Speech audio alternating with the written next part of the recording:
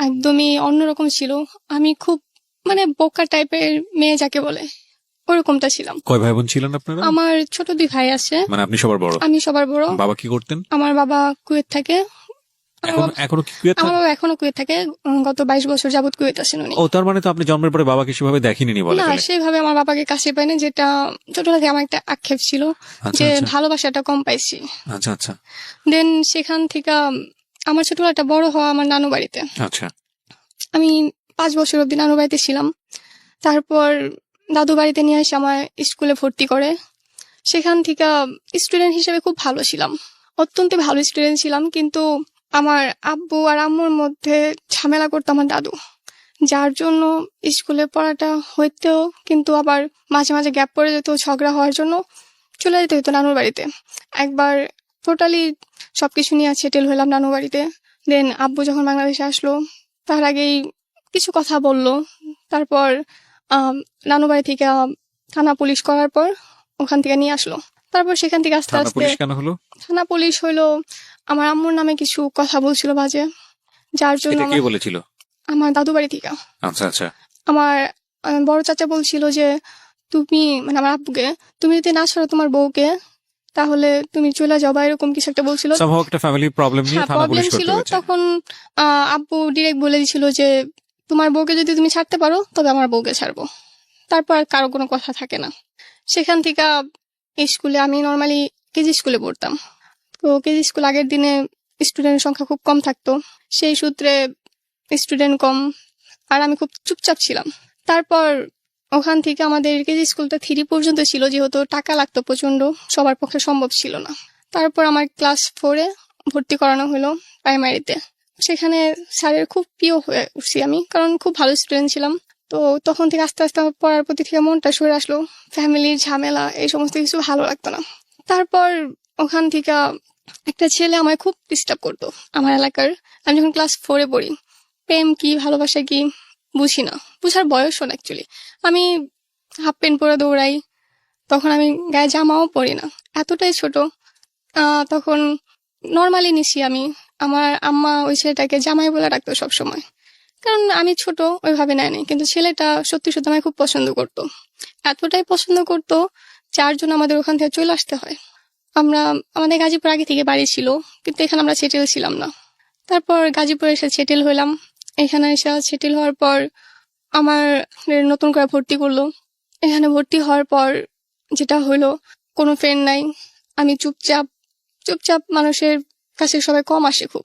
দেন আমি একাই থাকলাম স্কুলে। এটা কোন ক্লাসে? এটা তখন ক্লাস 8-এ। ক্লাস 8। ওকে। তারপর 3 মাস পর একটা মেয়ের সাথে আমার আলাপ হলো। ওর নাম তানিয়া। ওর সাথে আমার এত ভালো ফ্রেন্ডশিপ হইলো, মানে একজন না একজনের সাথে থাকতে পারি না। আমার আম্মা ওকে আমার বর বলতো, মানে ও যা বলতো আমি তাই শুনতাম। ও বিবাহিত ছিল। ওকে। আমাদের এলাকা আর ওদের এলাকা পাশাপাশি ছিল। তারপর ওখান থেকে আস্তে আস্তে আমাদের বন্ডিংটা ভালো হলো। কিন্তু ও একটু অন্যরকম ছিল, একটু না অনেকটাই। ও অন্যকে টাকা খাওয়া পছন্দ করতো। ও আমার সাথে আসতে যাইতো, কখনো ভাড়া নিতাম না। দেন আমরা এইভাবে আস্তে আস্তে কিছু বছর কাটাই। কিন্তু এর মাঝে আমরা এই এফএমটা খুব শুনতাম, মানে আমি প্রচন্ড ফ্যান ছিলাম। আমার এমন অবস্থা ছিল, এটা না আসলে আমার ভালো লাগতো না। আচ্ছা। ঘুমাইতে পারতাম না, মানে বুধবার মানে আমার এফএম শুনতে হবে, এরকম একটা ব্যাপার ছিল। তো আমার থেকে ওরও নেশা হয়ে গেল এর মানে মাঝে। তানিয়ারও হ্যাঁ, নেশা হয়ে গেল। তানিয়ার নেশা হয়ে গেল। কিন্তু ও কখনো রাত জাগতো না, ও প্রচন্ড প্রেম করতো। ওকে। বিবাহিত থাকা অবস্থায় প্রেম হ্যাঁ, করতো? প্রেম করতো। ওর বর থাকতো ঢাকা, ও থাকতো গাজীপুর। ওকে, ঠিক আছে, অন্য সম্পর্কে খারাপ কিছু না বলি। হ্যাঁ। দেন ও ক্লাসে, মানে ক্লাসটা মিস দিয়ে আসে না, চুরি করে সে ক্লাসে শুনতো। আমি রেকর্ড করে রাখতাম, ও সকালে শুনে নিত। আচ্ছা। তারপর এভাবে আমাদের চলতে থাকে দিন। এর মাঝে একদিন দেখা হয়, শুরুর দিকেই একটা ছেলের সাথে দেখা হয় ওর এলাকার। ও বলে যে এই ছেলেটা বিয়ে করছে কিছুদিন আগে। তখন মাত্র 13 দিন হয়েছে বিয়ে করছে। আমি বললাম এতটুকু ছেলের বয়স কত, বিয়ে করছে? পরে আমি ব্যাপারটা ওখানে ছেড়ে দিই, আমার ওটা নিয়ে কোনো মাথা ব্যথা ছিল না। আমি তখনও চুপচাপই, আমি তেমন কিছু বলতাম না। দেন আমি যখন 9-এ উঠলাম, আমার ক্লাসে একটা স্যার ছিল, উনি আমায় পছন্দ করতো, মানে এতটাই পছন্দ করতো যা বলার বাহিরে। ক্লাস টিচার পছন্দ করতো? আমার ক্লাস টিচার, ওনার হাইট 6 ফুট। আচ্ছা যার তুলনা আমি একদমই পিচ্ছি। আমার আচ্ছা। Height 5 foot 10। পছন্দ মানে কি স্টুডেন্ট হিসেবে পছন্দ করতো না, নাকি অন্য কোনো? স্টুডেন্ট হিসেবে না, উনি আমায় আচ্ছা। লাভ করতো। বুঝলেন কিভাবে? আমি কখনো বুঝতে পারি নাই, ক্লাস করাইতো উনি, ক্লাসে সপ্তাহে একদিন হয়তো ক্লাস করাইতো, বাকি 5 দিন শুধু প্রেমের গল্প, আদার্স কিছু এরকম। ক্লাসের সবার মধ্যে? সবার মধ্যে কি আমাদের স্কুল রে বাবা এটা? ওনার দেখে প্রচন্ড ভয় পাইতো, উনি প্রচন্ড মারতো, প্রচন্ড পরিমাণ ব্যাট দিত। আমাদের বিজ্ঞান ক্লাস নিত, হ্যাঁ। যেখানে বিজ্ঞানে ওপেনলি কথা বলতে হয়। হ্যাঁ হ্যাঁ। আমি কমার্সের স্টুডেন্ট, কিন্তু আমি কখনো ওসব নিয়ে মাথা ঘামাইনি। তারপর যখন ক্লাস 10-এ উঠলাম, হুম। উনি আমায় একদিন ডাকলো ক্লাস ছুটির পর, স্কুল ছুটির পর ক্লাসে গেলাম। দেন বললো যে না কিছু না, তুমি চলে যাও। সেকেন্ড দিন সেম কাহিনী। পরে বললো যে তোমার একটা কথা বলার ছিল। আমি বললাম জি বলেন। পরে বললো আমার তো ভালো লাগে। আমি বললাম তাই নাকি স্যার? বয়স কিরকম ছিল? ওনার পর স্যার হিসাবে যেরকম থাকা উচিত, স্যার তো অনেক ইয়াং স্যারও থাকেন। তখন 26-27, আমি যখন 10-এ পড়ি। ওনার বয়স তখন 26-27? হ্যাঁ এরকমই হবে। বিবাহিত ছিলেন? না, উনি Okay. অবিবাহিত ছিল। ওকে। তারপর ওখান থেকে উনি বলে যে না আমি তোমায় লাভ করি। আমি বললাম এটা কি বললেন স্যার? এটা বলে আমি চলে আসলাম। উনি আবার আমাদের স্কুল অ্যান্ড কলেজ, হুম। উনি কলেজের মধ্যে খুব তেরা ছিল, মানে এতটাই তেরা, কখনো স্কুলে যে ফর্মালিটি গুলো ছিল হুম। কখনো পালন করতো না।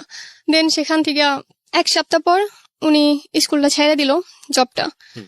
তারপর আমার বাসায় বিয়ের প্রস্তাব গেল। আমার বাসায় অলওয়েজ বিয়ের প্রস্তাব আসে। আমি যখন ক্লাস 8-এ পড়ি তখন থেকে আমার বাসায় বিয়ের প্রস্তাব আসে, তো আমি এটা নর্মালি নিছি।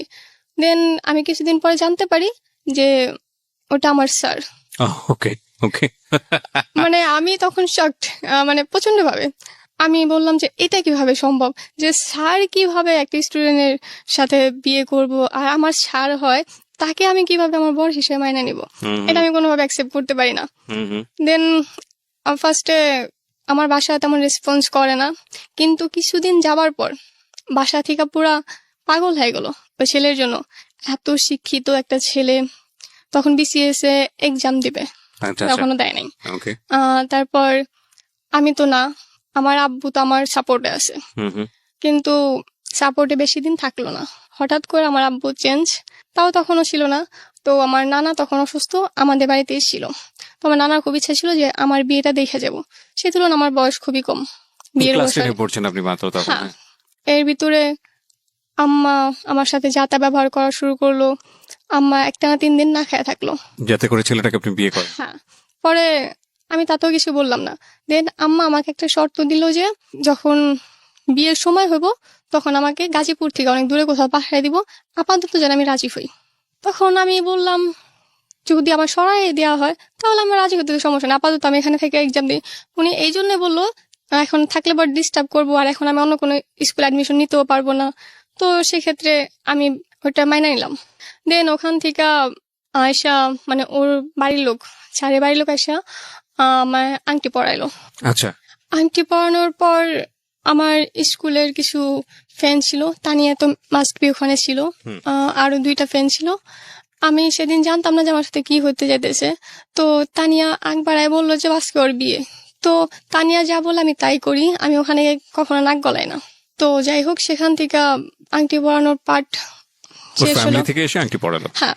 তারপর বিয়ের দিন ঠিক করবে, তারা খুব তাড়াহুড়ায় আছে। এখন আমি তো আর রাজি হইতেছি না, কারণ আম্মা আমার একটা শর্ত দিছে যেটা আমি জানতামই না।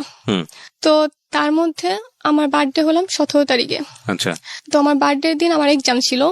আমি সেদিন দুপুর 12টার দিকে চলে আসি বাসায়, যেহেতু সকালে এক্সাম ছিল।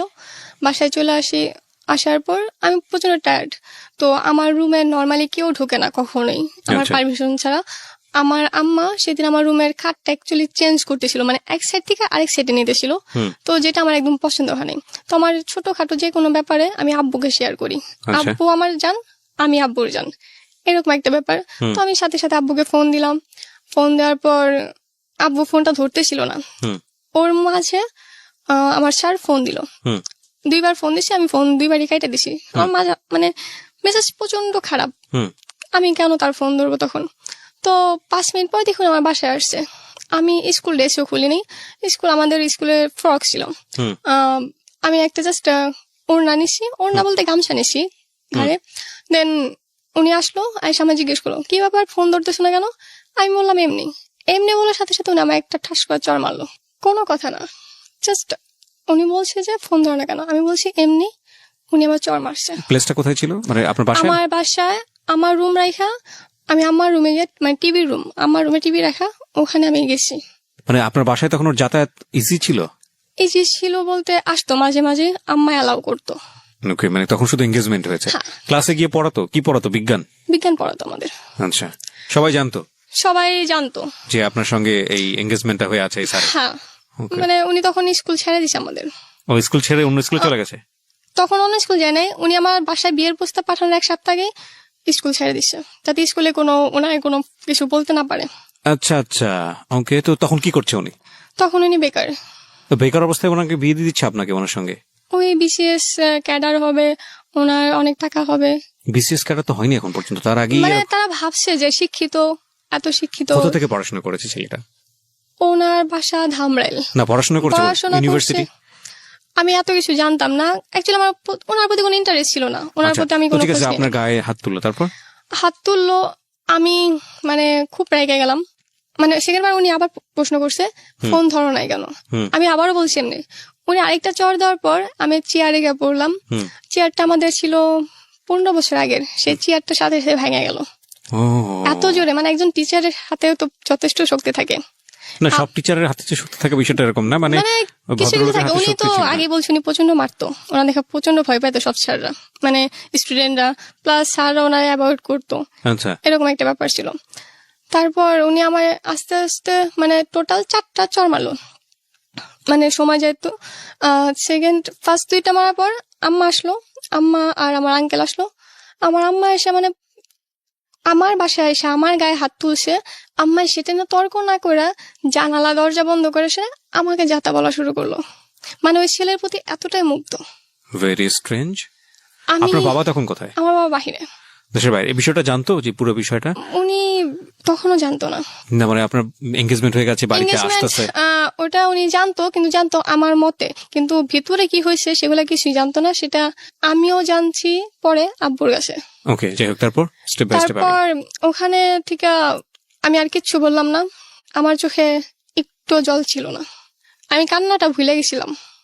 এতটা খারাপ লাগছে আমার যে আমার মা আমাকে সাপোর্ট না করে বাহির একটা ছেলেকে সাপোর্ট করতেছে। বিকজ আপনার বয়সটাও তো ওই সময়টাতে একেবারেই অল্প, ক্লাস 10 একদমই অল্প, পড়ছেন হ্যাঁ। মাত্র। হ্যাঁ। তারপর ওখান থেকে আমি বেরোয় গুসুলে গেলাম।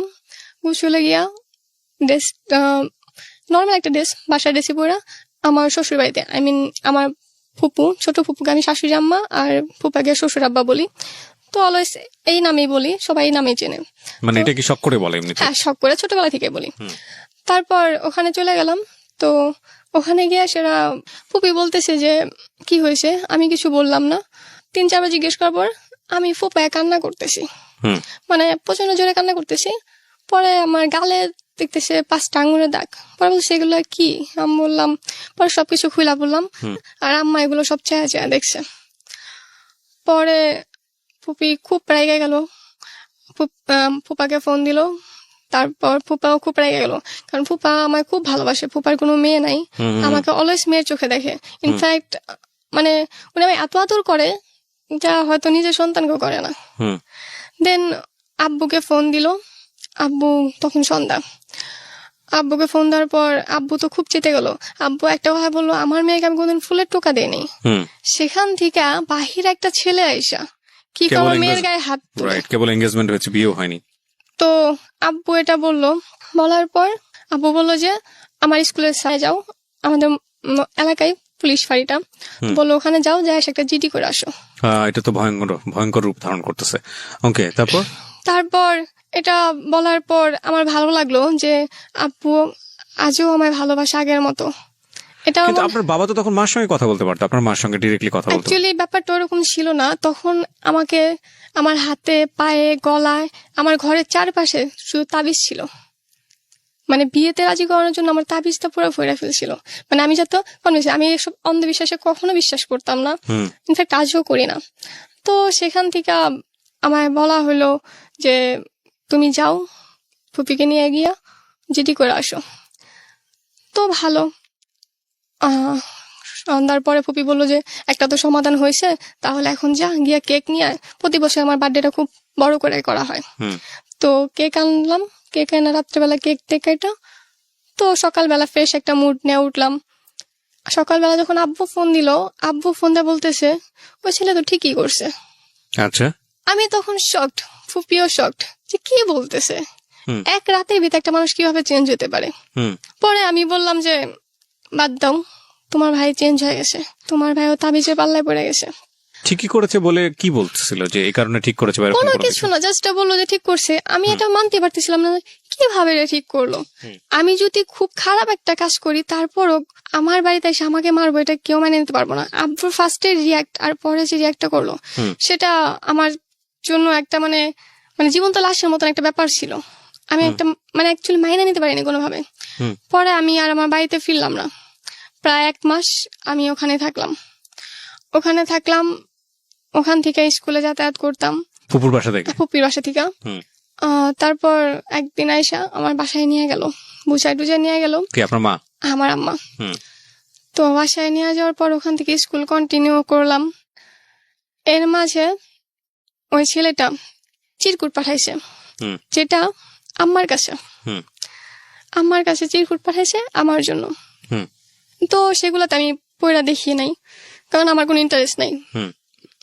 তারপর একদিন ফোন দিয়ে সেটা আম্মা পাশে দাঁড়ায় রয়েছে, লাউডে ফোন দিয়ে আমি কথা বলবো না। পরে লাউডে বলতেছে, আমার আম্মাকে মা বলে রাখতো, যে মা আপনার মেয়ে আমাকে ভালোবাসে না, ডিরেক্ট এভাবে বলতেছে। মানে লজ্জাটা মনে হয় যে আমি পেলাম সব থেকে বেশি।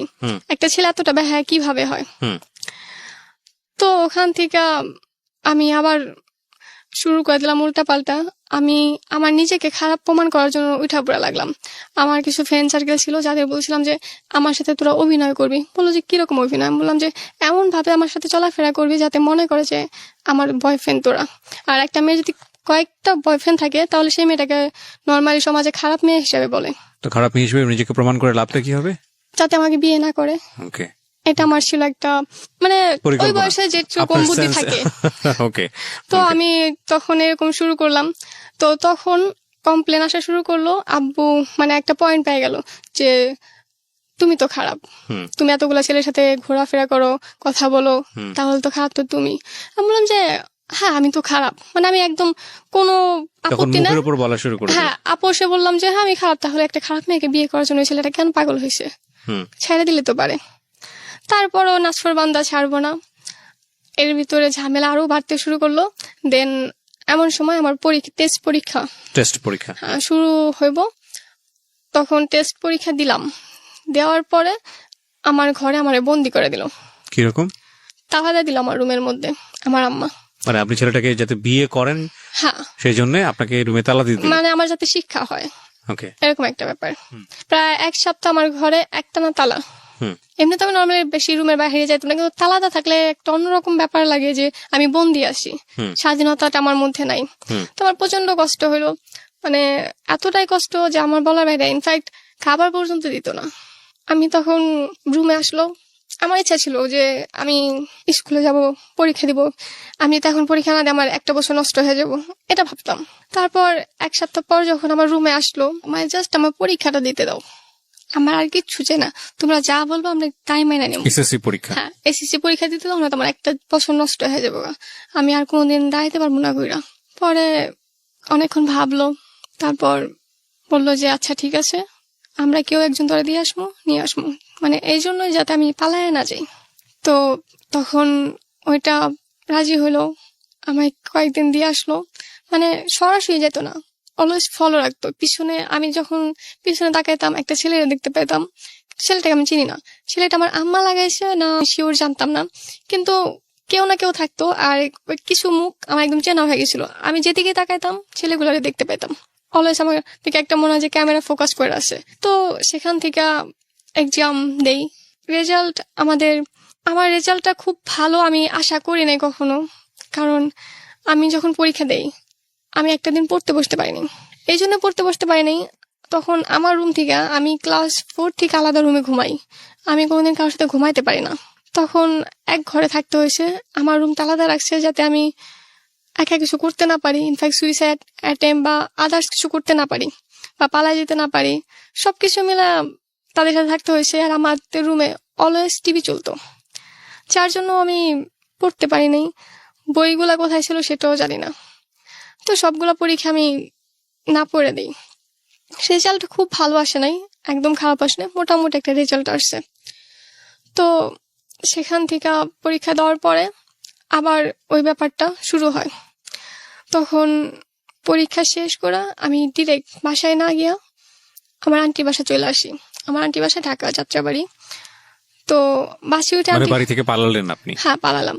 বাসে উঠে আন্টির ফোন দিলাম যে আন্টি আমি আসতেছি, তোমার বোনকে যদি বলো তাহলে আমি আর যাব না।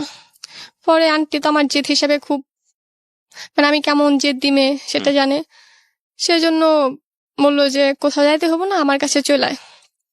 হুম। হুম। তো আমি আন্টির কাছে চলে গেলাম, ওখানে গিয়ে আমি 15 দিন থাকলাম। তো আন্টি বুঝায়া আবার আমার বাড়িতে পাঠাইলো। কিন্তু বাড়িতে আসার পর যেটা হয় নর্মালি সবসময় একই রকম, ওনারা আমার সাথে আবার সেম কাহিনী নিয়ে আসিরা। তো আমার একদম বিরক্ত লেগে গেল। পরে আমি বললাম যে এই সমস্ত বাদ দাও, নয়তো আমি ভুলভাল কিছু করে ফেলবো। তাও তারা শুনলো না। দেন আমার প্রতি এতটা প্রেশার ক্রিয়েট করলো, যার জন্য আমি সুইসাইডটা মানে একদম ফিক্সড করে নিলাম যে এটা আমার করতে হবে। মানে আমার জীবনটা একদম অন্ধকার মনে হয়েছে। আমি আদার্স কিছু ভাবতে পারতেছিলাম না। মনে হতো যে এটা কোনো জীবন না। বাবা মা এরকম হয় নাকি, যারা আমি সব থেকে বেশি ভালোবাসতাম সে আমার সাথে এরকমটা কিভাবে করলো। মানে সম্পূর্ণ ডিপ্রেশনে চলে গেছি আমি। তারপর সেখান থেকে আস্তে আস্তে কিভাবে যেন, মানে আমার এরকম ছোড়াছড়িতে বাসা থেকে না করছে নাকি জানি না। তারপর দেখলাম ব্যাপারটা একটু ধামাচাপা পড়ছে। এর মধ্যে কলেজে ভর্তি হওয়ার সময় হয়ে গেল। কলেজে ভর্তির জন্য আম্মা না বলল, কিন্তু আব্বু বলল যে যাই হোক ব্যাপারটা হয়তো ভুলে গেছে, ও ভর্তি করায় দাও। আগের ব্যাপার না, তারা মানে অনুতপ্ত যে না আমরা অন্যায় করছি, আমার সাথে যেটা হয়েছে সেটা অন্যায় হয়েছে, আমাকে জোর করাটা ঠিক হয় নাই। অনুতপ্ত কেন হলো? এই সুইসাইড করার অ্যাটেম্প নেওয়ার কারণে? হ্যাঁ। তো সেখান থেকে সুইসাইড করার অ্যাটেম্পটে আপনি, ওরা কি বুঝতে পেরেছিল যে আপনি সুইসাইড করতে যাচ্ছেন এরকম কোনো হ্যাঁ, কিছু?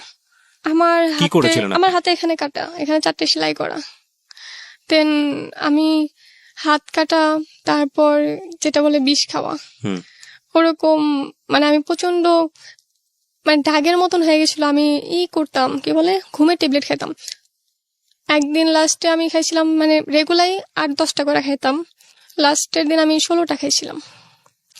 তখন মানে আস্তে আস্তে আমার ব্যাপারটা খুব বাজে হয়ে গেছিল। মানে এতটা খারাপ অবস্থা দেখা মা বাবা তো হাজার হোক হয়তো একটা অন্য কিছুর ভিতরে চলে গেছিল, কোন একটা লোভে বা যাই হোক, শিক্ষিত ছেলে। শেষ পর্যন্ত ওখান থেকে ফিরে এসছে যে না ঠিক আছে বিয়ে না করলেও চলবে। হ্যাঁ। ওকে। দেন কলেজে ভর্তি করানোর পারমিশনটা আব্বু নিজে থেকে দিল। কলেজে ভর্তি হলাম, গাজীপুরেই হলাম। হুম।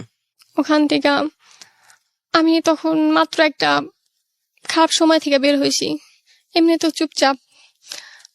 তারপর ওখান থেকে আমার ফ্রেন্ডরা আমাকে চুপচাপ বলা শুরু করলো, আর আমি অলওয়েজ মুখ পায়ে থেকে ক্লাস করতাম। ফার্স্টের 3 মাস আমার ফেস কেউ কখনো দেখে নাই, না কোনো ফ্রেন্ড না কোনো স্যার। তারপরও খাওয়া দাওয়াটা আমি করতাম না কলেজে, ফেস বের করতে হবে দেখা। তো ফ্রেন্ড সার্কেলদের চাপে পড়া অন্তত টিফিন টাইমে আমার মুখটা খুলতে হতো। তো সেখান থেকে আস্তে আস্তে 2-1 করে চেনে। তার মাঝখানে এলাকার একটা ছেলের সাথে আগে চিনতাম, ওই এর আগে আমি বলছিলাম যে একটা ছেলে তানি আমার সাথে পরিচয় করে দিয়েছিল যে বিয়ে করছে। তো ছেলেটাকে আমি অ্যাকচুয়ালি পছন্দ করতাম না। মানে দেখতে খুব সুন্দর, যেমন লম্বা তেমনি বডি ফিটনেস। আমার মনে হতো ছেলেটা খুব অ্যাটিটিউড নিয়ে চলে। আমার আবার অহংকারী মানুষ একদম পছন্দ না। আচ্ছা। আমার আবার গরিবদের খুব ভালো লাগে, অহংকারীদের খুব অপছন্দ করে আমি।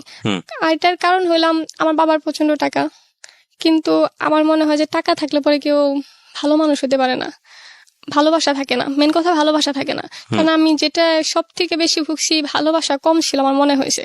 কারণ যদি ভালোবাসা থাকতো আমার মা হয়তো বা তখন আমার পাশে থাকতো। ওই খারাপ সময়টা আমি আমার পাশে পাইনি। তো সেই জন্য ওই ছেলেটাকে আমি তেমন পছন্দ করতাম না। তো ওদের একটা দোকান ছিল, ওর চাচার দোকান, তো সেখানে ও জব করতো। আমার আম্মা আবার ওই দোকানের যত গহনা আছে ওখানেই বানায়। তো ঈদের পর ছিল সময়টা, যেহেতু ছুটির টাইম থাকে, কিন্তু আমাদের কলেজ ঈদের 3 দিন পরে খুলে। তো সেই ক্ষেত্রে আমার একটা গহনা বানানোর ছিল। তো আম্মা বলে যে ওই দোকানে যাইতে হবো। আমি 2 দিন ঘোরার পর ওই দোকানটা খোলা পাইনি। পরে আম্মাকে আমি ফোন দিয়ে বললাম যে না, এটা সম্ভব না, আমি আমার পরিচিত দোকান আছে সেখান থেকে করব। আম্মা বললো যে না, তুমি ওখান থেকে বানাইবা। তো সেক্ষেত্রে বাধ্য হয়ে আমি ওখানে গেলাম। ওখানে যাওয়ার পর ছেলেটার সাথে আমার আবার দেখা হলো। দেখা হওয়ার পর হাই হ্যালো যেটা হয় ওই নর্মালি। ছেলেটা গহনার দোকানে কি করতো? তখন ওই দোকানে জব করে, ওকে। মানে ওর চাচার দোকানেও জব করে। হুম। আমি অর্ডার দিয়ে আসলাম। পরে দোকানের রুলস যেটা, নাম্বার দিতে হয়, হয়ে গেলে পরে ফোন দেব। তো আমার ফোনে একটা সিস্টেম ছিল যেটা আমার ফোনে যে কটা নাম্বার সেভ করা, শুধু ওখান থেকে কল আসবে, তার বাইরে কোনো নাম্বারে কল আসবে না। তো ছেলেটাকে আমি বলছি যে ভাইয়া আপনার নাম্বারটা দেন, আর সেভ না করলে আমার ফোনে কল আসবে না। তো উনি একটু অন্যরকম ভাবে নিছে, একটা মেয়ে আমার নাম্বার চাইছে, মানে ব্যাপারটা একটু অন্যরকম ভাবে নিয়ে নিছে। পরে উনি অন্য নাম্বার থেকে ট্রাই করছে যে আসলে সত্যি বললো না মিথ্যা। তো ট্রাই করে দেখে যে না, আমি সত্যি বলছি। তারপর নেক্সট টাইমে যখন আনতে গেলাম, তখন উনি আমার ফেসবুক নাম্বারটা, মানে অ্যাকাউন্টটা রেখে দিল। ফেসবুকে আমাদের আস্তে আস্তে ফ্রেন্ডশিপ হয়। যে ছেলেটাকে আমি ওর সবসময় ফেসবুক অ্যাকাউন্ট আপনি কেন দিলেন? আপনি এতটা কনজারভেটিভ ভাবে চলেন। আমি পছন্দ করতাম না, তারপরও কেন জানি না হঠাৎ করে তার জন্য আমার একটা অন্যরকম ফিল আসলো। ওকে। তো ফেসবুক অ্যাকাউন্ট যাওয়ার পর দিয়ে দিলাম। আস্তে আস্তে হাই হ্যালো ঠিক খুব ভালো ফ্রেন্ডশিপ হলো। তারপর ফোন নাম্বার নিল। একদিন বলল যে আমি তোমাদের কলেজের ওখানে যাব, আমাকে কি নিয়ে যাবা? বললাম কেন, আপনি চেনেন না? পরে বললো না, এমনি যাবো, আমার ফ্রেন্ড আছে তো ওখানে মিট করতাম। তারপর আমার সাথে কলেজে গেল সকালে। সেখান থেকে আসার সময় সেম, আমি এখন আসি, আসবো কি। পরে সেখান থেকে মানে আসা যাওয়াটা শুরু হলো। তারপর ওর আবার শনিবার দিন ছুটি থাকে, যেহেতু জুয়েলার্সের দোকান। তারপরে আবার একদিন আমাদের রোডে, মানে কোনাবাড়ি রোডে প্রচন্ড জ্যাম থাকে, মানে প্রচন্ড পরিমাণ, কারণ ফ্লাইওভার হইতেছিল, এখন কমপ্লিট, সেজন্য জ্যাম থাকতো। তো জ্যামে পড়ছি রাত্রি প্রায় 7টার উপরে বাজে। আমার কোচিং শেষ করে বের হইতে 6টার মতন বাজে। তো ওদিকে রাত হয়ে যায়, 7টার মধ্যেই সন্ধ্যা। তো উনি আমার ফোন দেয় যে কোথায় তুমি? আমি বললাম যে আমি তো কলেজ গেট আছি, সো এখানে জ্যামে আছি, আপনি কি আমার ফোনে কিছু টাকা দিবেন? বাসায় ফোন দেয়া বলতাম যে আমি জ্যামে আছি, নয়তো টেনশন করব। উনি একটু অন্য মাইন্ডে নেয় না, তবে ওনার ফ্রেন্ড সার্কেল দিয়ে যখন বলে ওর, মানে তানির বান্ধবী আমি, তানি সবার থেকে টাকা খাইতো, তো আমায় ওরকমই ভাবছে ওর বন্ধুরা। পরে আমি তো টাকা পরে দিন দিয়া দিব, ইনফ্যাক্ট আমি দিছিলামও, নেয় নাই। তো যাই হোক, উনি বললো যে আচ্ছা তুমি থাকো তাহলে, আমি আসতেছি। তো আমি কলেজ গেট নেমে গেলাম। নেমে যাওয়ার পরে আমি কিছুক্ষণ দাঁড়ায় রইলাম। তারপর দেখি 2টা রিক্সা নিয়ে আসছে। তো রাত্রিবেলা একটা ছেলে একটা মেয়ে নিতে আসছে। কেন জানি না ওই ছেলেটার প্রতি আমার বিশ্বাস জাগলো। আসলো, রিক্সায় বসছি, মানে কারো গায়ে কারোর সাথে একটু ছোঁয়া লাগে নাই, এতটা আমাদের দূরত্ব ছিল এক রিক্সা থাকা সত্ত্বেও। তো আমার সেখান থেকে আরো ভালো লাগলো যে এই যুগে এত ভদ্র ছেলে পাওয়া যায়। তারপর সেখান থেকে আমাদের বন্ধুত্বটা আরো ঘনিষ্ঠ হয়। তারপর আমার মাথায় আসলো যে তানি একদিন বলছিল যে ছেলেটার বিয়ে হয়েছে। তো আমি জিজ্ঞেস করলাম যে আচ্ছা, তানি বলছিল যে আপনার বিয়ে হয়েছে, এটা কি সত্যি? পরে বললো না, মানে কিছুক্ষণ ভাবার পর উনি ডিরেক্ট না বলে দিল। তো আমি সেটা না আর বেশি ভাবি না, কারণ আমি ওনাকে হঠাৎ করে খুব বিশ্বাস করে ফেলছি। আর উনি এটাও সাথে বললো যে তুমি কখনো তানির সাথে কন্ট্যাক্ট করো না, কন্ট্যাক্ট করলো আমার ব্যাপারে জিজ্ঞেস করো না। পরে আমি মানে আর জিজ্ঞেস করি না ওনার ব্যাপারে। তারপর আস্তে আস্তে আমাদের ভিতরে একটা ভালো লাগা তৈরি হয়। যখন ভালো লাগাটা, মানে আমি ওনার প্রতি, ওনার ব্যবহার সবকিছুতে আমি একদম ফিদা। এর মাঝে উনি প্রচন্ড গিল্টি ফিল করতেছে, তো আমার কাছে একটা ট্রিট চাইছিল, তো সেটা দেওয়ার জন্য আমি একদিন গেছি। দেন উনি বললো যে মানে আমি এখন খাবো না। পর আমি জোর করার পরে উনি গেল, কিন্তু আমরা দই নিয়েছিলাম 2টা, কিন্তু দইটা একদমই খাইলো না। পরে আমি চলে আসলাম। তারপর ওখান থেকে বাসায় গেলাম।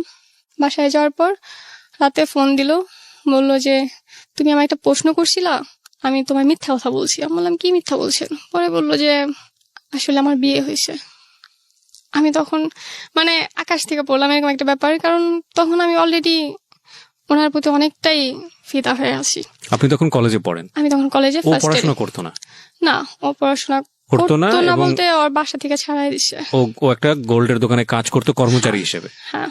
আচ্ছা, স্ট্যাটাসটা বোঝার জন্য বলছি। হ্যাঁ। দেন ওখান থেকে আমি বললাম যে যাই হোক বাদ দেন এসব, আমরা তো বন্ধুর মতন থাকি। পরে বন্ধুত্ব থাকাকালীন ও আমায় বলে যে না, যেহেতু তোমার বন্ধু, আমার লাইফে সব ঘটনা তোমার জানা উচিত। পরে আমি জিজ্ঞেস করলাম আচ্ছা কি?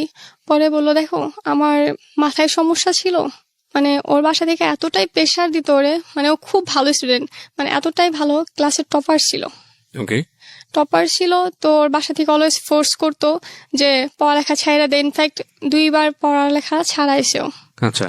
কিন্তু ও পড়ালেখা কখনোই ছাড়তে চাইতো না, যেহেতু একজন স্কুলের টপার ক্লাসের। সো সে কখনো ছাড়তে চায় না পড়ালেখা। তারপর ওর বাবা জুয়া খেলতো, তাস খেলতো, তো হাইরা যেত। ওর মা গার্মেন্টসে কাজ করতো, কিন্তু ওর মা যখন টাকা দিতে চাইতো না, ওর বাবা ওর মারে মারধর করতো, মারধর করে টাকা নিত, নিয়ে তবুও জুয়া খেলতো। ছেলে মেয়ের পড়ালেখা, ভবিষ্যৎ, এই সমস্ত নিয়ে কিচ্ছু ভাবে নাই কখনো। ওনার শুধু একটা নেশা ছিল, নেশায় গেলে যেটা হয় নর্মালি। তারপর সেখান থেকে ওর পড়ালেখা চাপ ছাড়তে হইব, এইগুলা ভাবতে ভাবতে ওর মাথা খারাপ হয়ে যায়, মানে পুরোপুরি পাগল হয়ে যায়।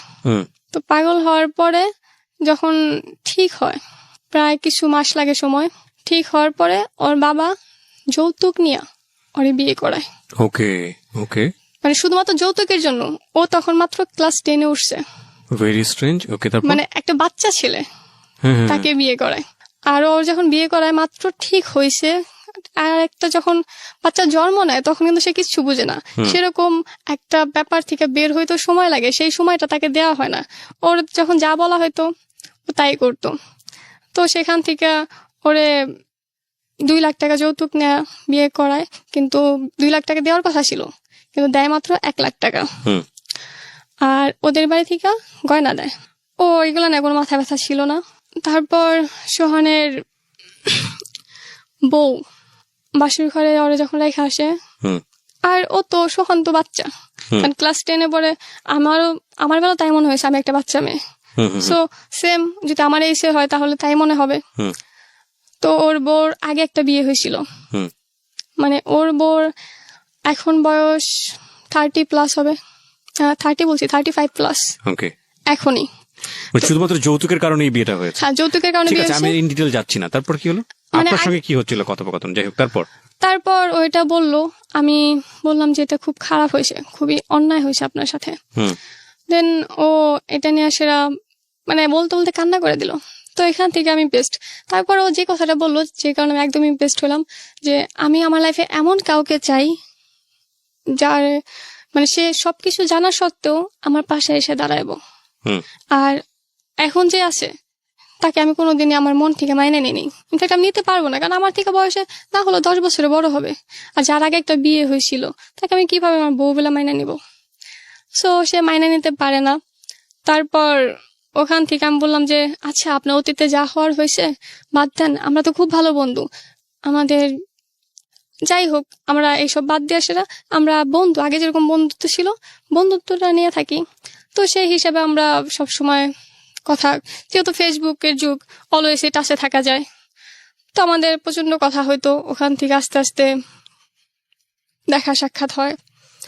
তারপর একদিন বৃষ্টির দিনে, শনিবার আমি নর্মালি কলেজ যাইতাম না, ওর সাথে বের হইতাম। বৃষ্টির দিনে বের হই, অ্যাকচুয়ালি আমরা বের হলে বৃষ্টি হইতো, মানে আমরা যেদিনই বের হইতাম প্রচন্ড রোদ, মানে এতটা রোদ মনে হয় যে রোদে মাথা ফাইটে যাব, কিন্তু বের হলে পরে একসাথে হলে বৃষ্টি হইতো। তো সেদিনও তার ব্যতিক্রম হলো না, বৃষ্টি। তো বাস থেকে নাইমা অর্ধেক রাস্তা আসার পর এত বৃষ্টি হয়েছে যে বাস যাইতে পারবো না। তারপর আমরা নামলাম বৃষ্টিতে ভিজে। তারপর সেখান থেকে একটা চায়ের দোকানে ঢুকলাম। আমি 1 কাপ চা খাইতে খাইতে ওর 2 কাপ চা খাওয়া শেষ। তো সুন্দর, মানে আগেও আসছি কিন্তু কখন এত সুন্দর লাগে নাই। তখন খুব সুন্দর লাগলো। ও কয়েকটা সেলফি নিল দাঁড়ায়, আমি অবাক চোখে দেখলাম। তখন আমরা শুধু ফ্রেন্ড। তারপর সেখান থেকে ও বাড়িতে আসলাম। আসার পর আমি বাসা থেকে বের হই বা ঢুকি, কখনো প্রশ্ন করে না যে কোথায় গেছিলাম বা কোথা থেকে আসলাম। আপনার বাড়িতে? হ্যাঁ, এই স্পেসটা দেয় নাই। অ্যাকচুয়ালি আমাকে বেশি চিপছিল, মানে লেবু বেশি চিপড়ালে তিতা লাগে, আমার অবস্থা হয়েছিল তাই। মানে আমাকে এতটা প্রেশার দিছিল যার জন্য আমি অবাধ্য হয়ে গেছিলাম, বাড়িতে কারো কথা শুনতাম না তারপর থেকে। তো সেখান থেকে আরেকদিন বের হলাম, আমরা চাপাড়ি পার্কে গেলাম। তো সেম কাহিনী, আমরা বের হলে বৃষ্টি হয়, সেদিনও বৃষ্টি। তো আমরা হলো সিএনজিতে আসতাম। তো সেদিন আমাদের আসতে প্রায় 2 থেকে 2.5 ঘন্টা সময় লাগে। ও 2.5 ঘন্টা পরেই শুধু ভাবলো, মানে কিছু একটা বলতে চাইতেছে কিন্তু বলতে পারতেছে না। তো সিএনজি থেকে নামার সময় আমার হাতটা নিয়ে একটা সফট কিস করা চলে গেল। সেই কিসটা আমার কাছে এত ভালো লাগলো, মানে একটা ছেলে আমার হাত ধরতে, একটা মেয়ের হাত ধরতে এতটা সময় নেয়, এটা আমি কখনো ভাবতে পারিনি। তো সেখান থেকে আমার ভাবনাটা শুরু, মানে সেখান থেকে আমি আর শুধু ফ্রেন্ড হিসাবে নিতে পারলাম না। হুম আরও তো সবসময় চাইতো যে ওর লাইফে এমন কেউ আসুক যে ওর জীবনটা একদম বদলায় দেখ। হুম তো সেখান থেকে আমাদের আস্তে আস্তে কথাবার্তা শুরু হয়, কিন্তু আমাদের রিলেশনে কখনো প্রপোজটা ছিল না। আচ্ছা একটা রিলেশন, শুধু একটা রিলেশন, কিন্তু কোনো প্রপোজ নাই। আমার বেস্ট ফ্রেন্ড ছিল যে আমায় খুব পছন্দ করতো, আমার কলেজে একটা ফ্রেন্ড ছিল সেও আমায় খুব পছন্দ করতো, কিন্তু আমি তাদের সাথে কখনোই এমন কিছু বলি নাই যে আমি তোমার সাথে প্রেম করব বা তোমাকে ভালোবাসি বা কোনোদিন আমি করতে পারবো।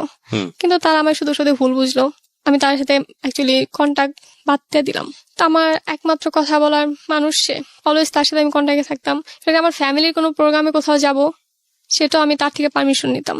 হুম মানে আমাদের সম্পর্কটা এতই ভালো ছিল, আমাদের সম্পর্কের ভিতরে কোনো মিথ্যা ছিল না, যা ছিল সত্যি ছিল। আমরা মানে একে অপরকে খুব ভালোবাসতাম।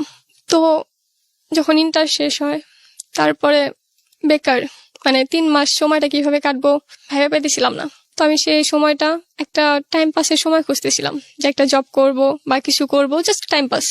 তো সেখান থেকে হসপিটালে, কোনো আবার একটা হসপিটালে আমি সিভি জমা দিই। তো সেখানে দূর হয়ে যায়। তারপর ওই মানে আমাদের এলাকায় যেটা, সেখানে ম্যানেজ করে দিল, সেখানে আমার জবটা হইলো।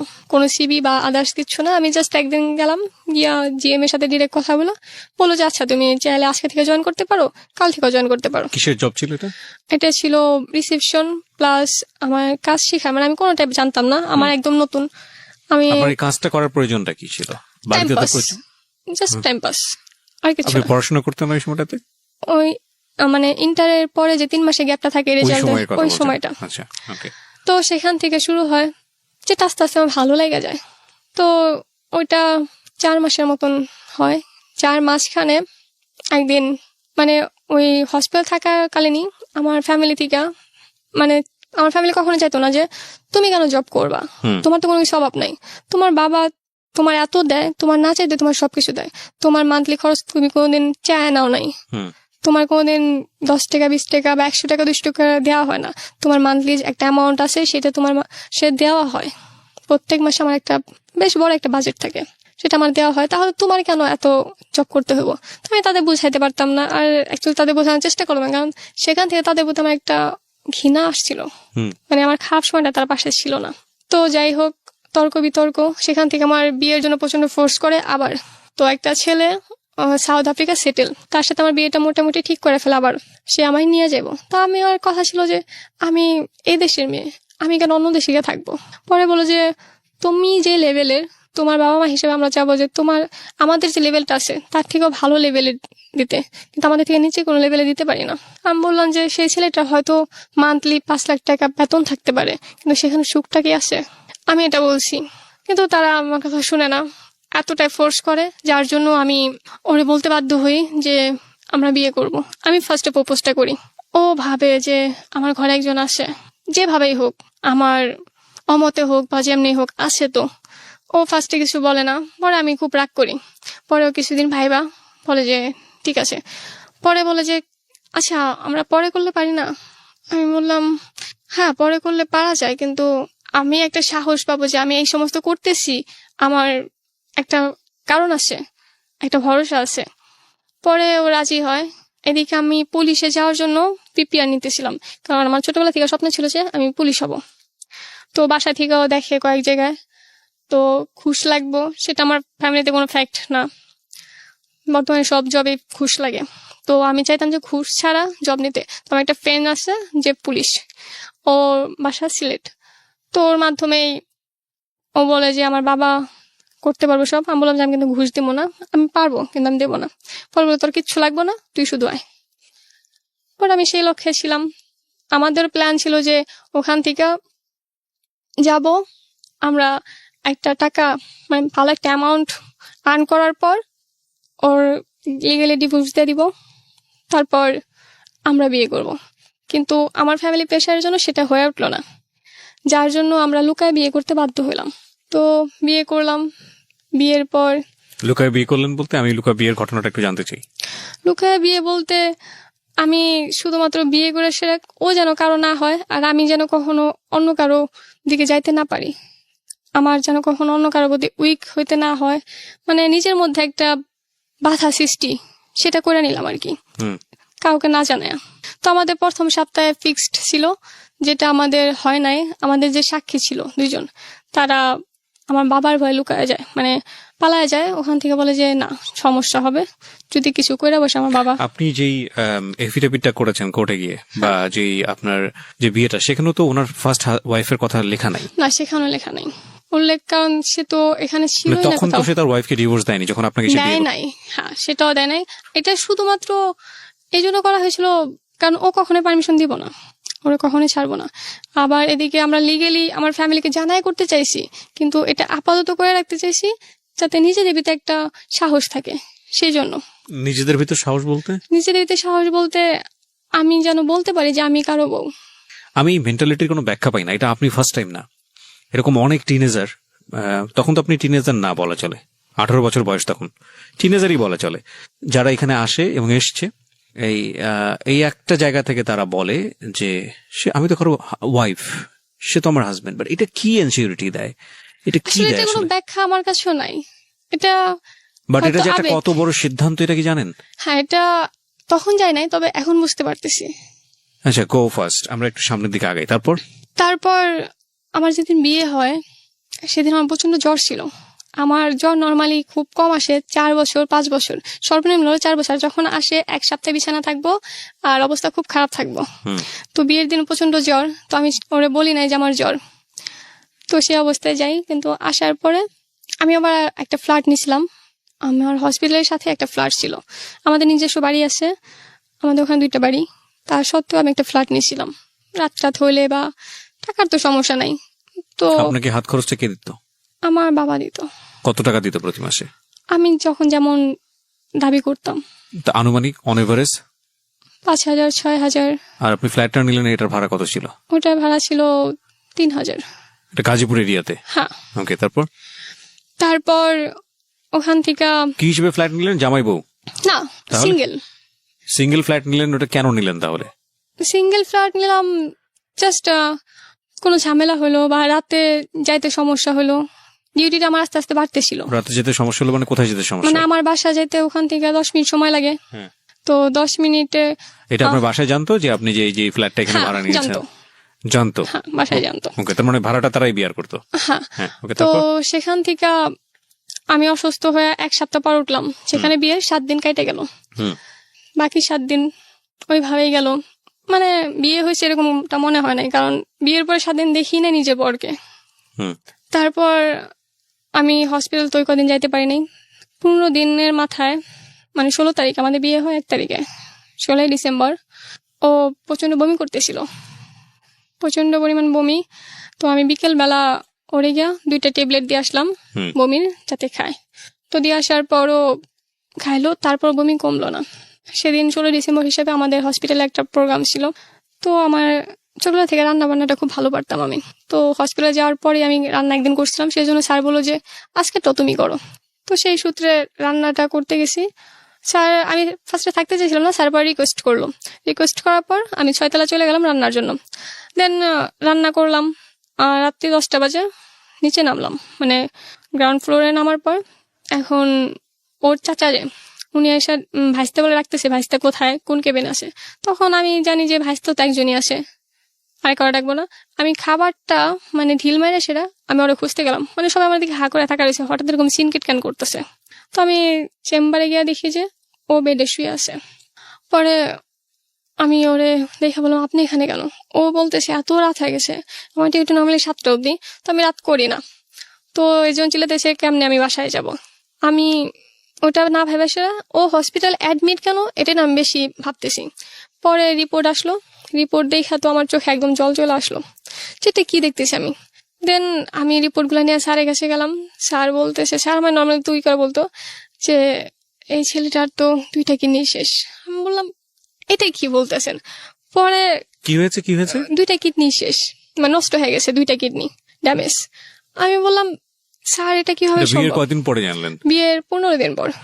আচ্ছা, এটাই আপনার হাজবেন্ডও আগে থেকে জানতো না? না, ও জানতো না। আচ্ছা, তারপর কি হলো?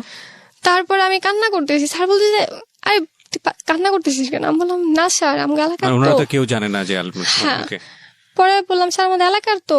পরে স্যার বললো যে যাই হয়েছে, ওরা খুব গরিব, ওদের এটা জানানো দরকার নাই, কা কিছুদিন গেলে এমনি মারা যাবো, জানানো দরকার নেই, কোনো রিপোর্ট দিব না, নর্মাল একটা রিপোর্ট, ভুয়া রিপোর্ট বানায় তারা দিতে চাইতেছে। মানে টোটাল কথা এই হাসপাতালে আপনি কি করতেন? ফ্রন্ট ডেস্ক অফিসার ছিলেন, রিসেপশনিস্ট হ্যাঁ, ছিলেন, আর receptionist। টুকটাক কাজ শিখতেন। হ্যাঁ। হ্যাঁ। তো আমি স্যারে আর কোনো ফোর্স করলাম না যদি ফ্লাশ হয়, সেই জন্য আমি ল্যাবে গিয়ে সেটা ল্যাবের যে ভাইয়াটা ছিল বললাম যে রিপোর্টগুলো আমায় দেন। পরে বললো যে আচ্ছা, আমার আবার আপু বলে ডাকতো, আপনি কাছে রাখেন, দিয়েন না কিন্তু। আমি বললাম আচ্ছা ঠিক আছে। পরে সেগুলো নিয়ে আমি ওরা কিছু জানাইলাম না। পরে এটা কি আমি, গাজীপুরের হাসপাতাল? হ্যাঁ আমাদের গাজীপুরে দেন ওখান থেকে আমি ওদিনকে ওদের বাসায় যাওয়ার কথা ছিল। ওদের বাসায় বলতে এই জন্য যাওয়ার কথা ছিল, অনেক রাত হয়ে গেছে গা, আবার এলাকায় একটা ছেলে আমায় খুব ডিস্টার্ব করতো, হ্যাঁ। যার জন্য ভয় পাইতো। পরে বলে আজকে আমাদের বাসায় থাইকা যাও, যেহেতু আমার ফ্ল্যাট আছে, ফ্ল্যাটে বাসায় আমার বাসায় প্রবলেম হবে না। তো সেদিন আমি ফার্স্ট ওদের বাসায় গেলাম, রাতের অন্ধকারে গেছি ওদের বাসায় কেমন, সেটা আমি কিছুই জানতাম না। তো ওদের বাসায় গিয়ে আমি কান্না করতে করতে যাইতেছি, ওর মা আমায় বললো যে কি ব্যাপার, ঠান্ডা লাগছে নাকি তোমার, অন্ধকার দেখতেছে ওর না। মা জানতো বিয়ের ব্যাপারটা? হ্যাঁ, বিয়ের ব্যাপারে জানতো বলে তো। তো ওর ওয়াইফ কোথায় থাকতো? ওর বউ, ওরা আলাদা বাড়িতে থাকতো, কারণ ওর মা আর ওর বাবা ওর বাড়ি থেকে বের করে দিছিল। আচ্ছা। মানে শুরু থেকে খুব খারাপ ব্যবহার করছে, মানে নিজেরাই ভুল করে একজন আনছে, আবার নিজেরাই বের করে দিছে। তো ওর ওয়াইফ কোথায় থাকতো? একই এলাকায় কিন্তু ভাড়া বাড়িতে, আর আমি গেছিলাম ওদের বাড়িতে, মানে ওর বাবা মা যেখানে ওকে থাকতো ওকে। সেখানে। তো ওখানে যাওয়ার পর আমি সবকিছু বললাম যে এই সমস্যা, তারা ডিরেক্ট বলতেছে না আমি বিশ্বাস করি না। মানে কি আপনি পুরো বিষয়টা ওপেন করে দিলেন? হ্যাঁ, আমি বললাম যে ওর কিডনি 2টা ড্যামেজ। পরে বললাম আমি বিশ্বাস করি না। কে বলছে সেটা? ওর মা, ওর বাবা। তারপর আমি পরের দিন হসপিটালে বাহিরে, ওকে বলেননি, ওর বাবা মাকে বলেছেন? না ওরে বলি না, কোনো ভাঙা পড়বো প্রচন্ড, হ্যাঁ। আমি বলতে পারি নাই। পরে ওর বাবারে ডাকলাম, ডাকার পরে রিপোর্ট গুলো দেখালাম, বোঝে না, তারপর দেখাইছি যে দেখেন এই সমস্যা, অন্তত মনের এটা দূর করার জন্য আপনি ঢাকা যে একটা টেস্ট করেন, তাও সে রাজি হচ্ছে না। পরে আমি বাসা থেকে কিছু না বললাম, আমার বাসা থেকে ওরে নামিয়ে চলে গেলাম ঢাকা কিডনি হসপিটালে, কিডনি ফাউন্ডেশনে আসলাম। আয়সা রাত্রেবেলা ফোন দিয়ে আমারে বললাম যে আমি ঢাকা আসছি, আমার এক ফ্রেন্ডের বাবা অসুস্থ, ও কিছু বুঝে না, তাই আমি নিয়ে আসছি। তো আমার সেরকম কোনো রেসপন্স করে নাই, কিছুই বলে নাই, কারণ আমার অ্যাকচুয়ালি বাইন্দা রাখতে পারে নাই, ছাড়া হয়ে গেছিলাম পুরা। মানে আপনাকে আর কন্ট্রোল করার কোনো ব্যবস্থা ছিল না? না। তারপর আমি যেটা করলাম, ওর টেস্ট করালাম, সবকিছু পজিটিভ আসলো। তখনও বিশ্বাস করে না ওর ফ্যামিলি। মানে যা বলেছে তাই, আসলে 2টো কিডনি নষ্ট? হ্যাঁ, কিডনি নষ্ট, কিন্তু ওর ফ্যামিলি মানতেছে না। পরে তখন ওর বউকে একটা চেন দিছিল, সোনার চেন, ওটা বিক্রি করা, আরো কিছু বিক্রি করা, ওর মার পুরানো একটা টিভি ছিল, আগের দিনের যে টিভি গুলা 2,500 দিয়ে বিক্রি করছিল, একটা ফ্রিজ, ছোট একটা ফ্রিজ, এগুলা বিক্রি করা, আর ওর মার একটা কানে দুল ছিল, আর ওর ক্যাশ ছিল, মানে ওর মা সামান্য কিছু বিক্রি করা, দেন তারপরে ভর্তি করানো হয়, যেটা সম্পূর্ণ আমার তাগিদে। কোথায় সেটা? এটা কিডনি ইনস্টিটিউটে। ওকে। কিডনি ইনস্টিটিউটে তখনও তাও করা হয়তো না, তখন ওর বাবা আসছে ফার্স্টে, মানে ভর্তি করানোর উদ্দেশ্যে আসা হয়েছে, কিন্তু কিডনি ফাউন্ডেশনের সামনে দাঁড়ায় উনি বলতেছে আমি জাস্ট রক্ত দিতে আনছি, আমি তো অন্য কিছু করাবো না। তখন ও চেতে যেয়ে বলছে, মানে একটু খারাপ ব্যবহারই করছে, যে রক্ত দিতে আনছো, রক্ত তুমি বললা ভর্তি করবা, তাহলে এখন রক্ত দিতে আনছে এটা কেন বলো, যেখানে ওরা যদি এমনি রক্ত দেওয়া হয় ও মারা যাবে ডিরেক্ট, এটা জানা সত্ত্বেও সে ওখানে করতেছে। পরে উনি সিনকেট করে সে চলে গেল ওখানে রাইখা, আমি একা। সেদিন থেকে আমি একা ওরে সামলাইতেছি। তারপর ওখানে আর হইলো না, কারণ ওখানে প্রচন্ড খরচ। তারপর সরার দিতে গেলাম, যেখানে বন্ধ ছিল সেদিন, যার জন্য ভর্তি হইতে পারলাম না। তারপর সরাদি থেকে বলে দিল যে পাশে একটা হসপিটাল আছে, ওখানে আপনি ট্রাই করতে পারেন। তারপর কিডনি ইনস্টিটিউটে গেলাম, সেখানে গিয়ে আমরা ভর্তি হলাম। ভর্তি হওয়ার পর ওর ডায়ালিসিস করবে। এখন সেটা একটা খরচ আছে, ক্যাথেটার করার জন্য 5,000 টাকা লাগবে। টাকা পয়সা সবকিছু আমার কাছে। তখনও মানে জানে মাত্র কিছুদিন, তার আগে ওরে আমি কিছু জানাইনি। ওর বাসায় বলে দিয়েছিলাম ও জানে কিছু না জানে। দেন ওরে জানানো হলো। তারপর ওখান থেকে ডাক্তাররা বলল এই অল্প বয়সে এটা, মানে সবাই প্রচন্ড আফসোস করতে লাগলো। তখন ওর শরীর ভাঙে নাই, ওর ওজন তখন 80 কেজি। তখনও 80 কেজি। প্রথম যেদিন ডায়ালিসিস করা হয় তখন ওর ওজন আসে 72 কেজি প্রথম ডায়ালিসিসে। ওখানে থাকি আমরা 3 দিন ডায়ালিসিস দেই, কিন্তু ওখানে আমরা থাকি হলাম প্রায় 11 দিন। ওই 11 দিনে লোকের মুখে শুধু একটা কথাই শুনছি, তোমার আর কেউ নাই, তোমার তো আজ অব্দি কেউ দেখতে আসলো না। এই এতদিন ভর্তি রইলাম, একটা দিনের জন্য না ওর বাবা না ওর মা কেউ একটা দিনের জন্য দেখতে আসে নাই।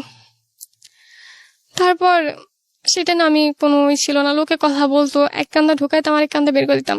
কিন্তু আমার বাড়িতে তো আমি মিথ্যা বইলে আসছি। আমি তখন বলছিলাম যে যেহেতু আমার পুলিশে যাওয়ার কথা ছিল, তখন মোটামুটি সবকিছু ঠিকঠাক। আমি বলছি যে আমার মানে কিছু টেস্ট আছে সেগুলো করাইতে হইব, যার জন্য আমার যাইতে হইব। আমি সেজন্য গেলাম, মানে এটা তাদের বুঝাইলাম। কিন্তু আসলে তো আমি ওর পাশে এসে দাঁড়াইছি। তারপর এখান থেকে ডিরেক্ট বাসায় চলে গেলাম। বাসায় যাওয়ার পর এখন তো আমি বাসায় বলে দিছি, এখন ওদিকে লেট হইতেছে, আমার তো এখন বের হইতে হইব।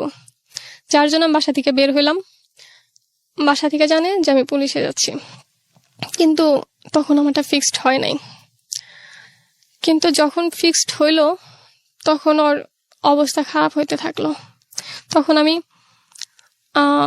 কিছুদিন ওর পুপুর বাড়িতে থাকি, ওখানে আমার আলাদা রাখি। বাসায় কি জানতো আপনি যে এতদিন ধরে ওর পিছনে দৌড়াদৌড়ি করছেন? না, এগুলো আমার বাসায় কিছু জানতো না।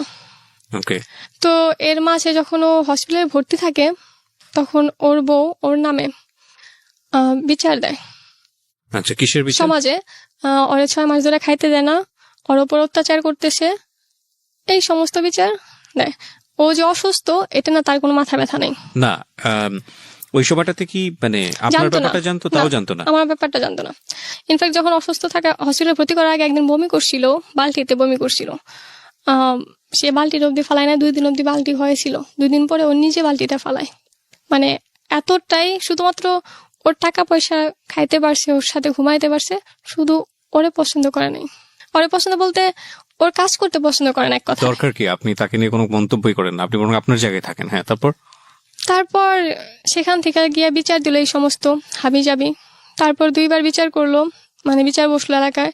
সম্পূর্ণভাবে ওই মেয়ের মানে ওর বউয়ের সাপোর্ট করলো, কারণ তারা ওনারে ঘুষ দিছিল আর ইমোশনাল ভাবে কান্না করছিল। একটা মেয়ে কান্না করছে মানে অনেক কিছু মনে করছে তারা, কিন্তু একটা ছেলে যে অসুস্থ সেটা তারা আরো বেশি বিশ্বাস করে নাই। এজন্য কারণ তখনও ওর শরীরটা ভাঙে নাই, তখনও ওর আর ক্যাথেটা যে করা হয়েছিল এগুলা বাসায় যাওয়ার আগে সবকিছু খুলে আসা যাওয়া হয়েছে, যার জন্য মনে হয়েছে যে কিছুই না।